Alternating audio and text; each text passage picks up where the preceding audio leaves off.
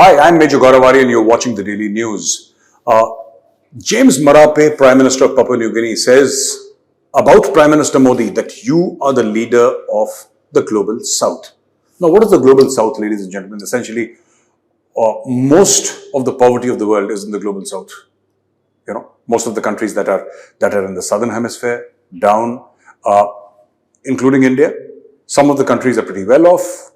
However, there are countries that do not have a diplomatic voice, countries that are not heard, countries that have no heft, because there are a bunch of countries which subsist on loans, on aid, where there is civil war and so much more poverty, sickness.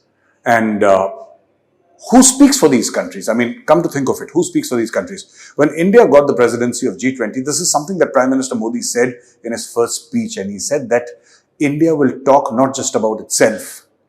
You know, today India is sitting at the high table, but India will not just speak about itself. India is going to speak about the countries of the Global South. And this is what James Marape, the Prime Minister of Papua New Guinea, says, that, you know, India is the leader. You are the leader of the Global South, and the Pacific Islands will stand behind you. We will support you at every international forum. After all, they also have a vote. They're a sovereign country. And these countries, the Pacific Island countries, will stand behind India.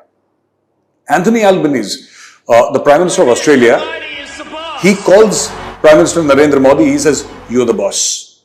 And you know why he said it? All of you have possibly grown up, at least people of my generation who've grown up listening to Bruce Springsteen. Bruce Springsteen, yeah, greatest musicians of all time. We've all grown up. At least people of my generation grew up listening to Bruce Springsteen.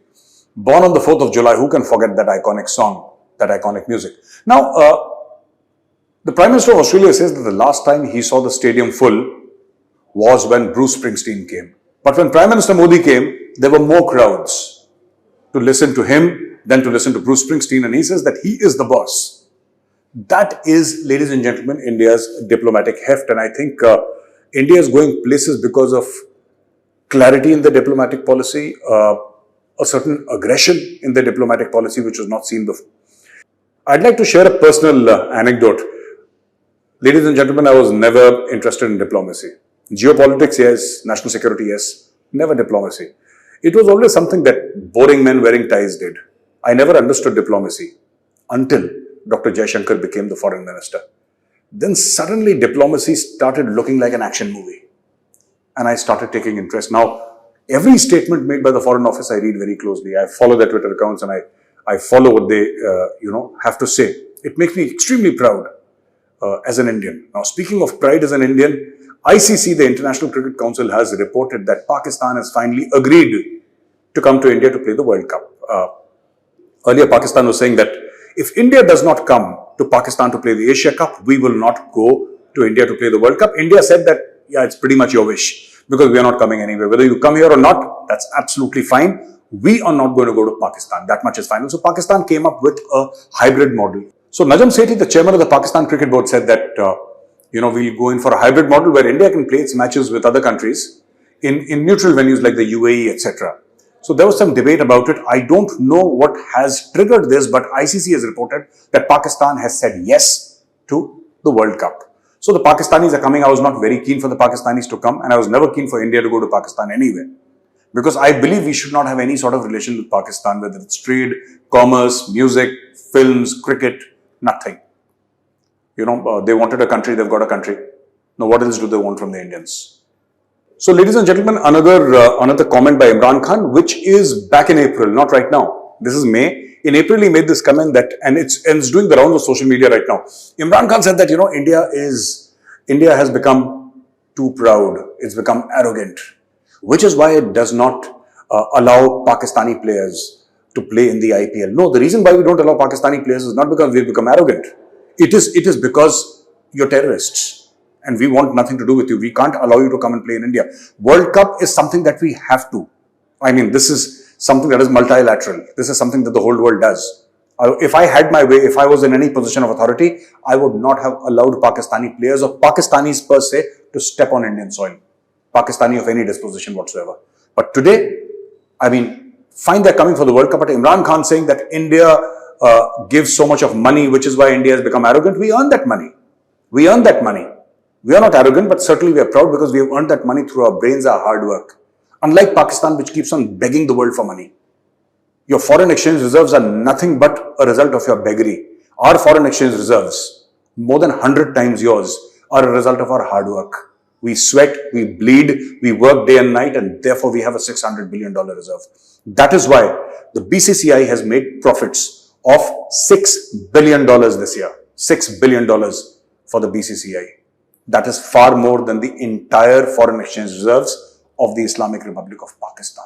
Abdul Razak, that former cricketer, also said that the New Zealand team has come to Pakistan, but New Zealand has sent just half the team because the rest of the guys of the New Zealand team are playing IPL. Why should they not? Everybody wants to do better for themselves and their families and their careers. What is wrong with that? It's not a crime to play in the IPL. And, you insisted, you told the New Zealanders, you begged, please come, please come, please come. You touched their feet, whatever you did. So they have come there. Now, don't start demanding too much. It's a miracle that anybody has come to Pakistan at all. Enjoy that miracle for a while. Don't push your luck too far. Everybody will want to come to India because this is where the environment is. This is where the professionalism is. This is where the money is. And that is what cricketers look for. They look for global exposure. They look for professionalism. They look for the joy of playing cricket. And everybody wants to make money. Nothing wrong in that. Obviously, they'll come to India. In Pakistan, they're scared of their lives. You don't know where the next bomb blast is going to be.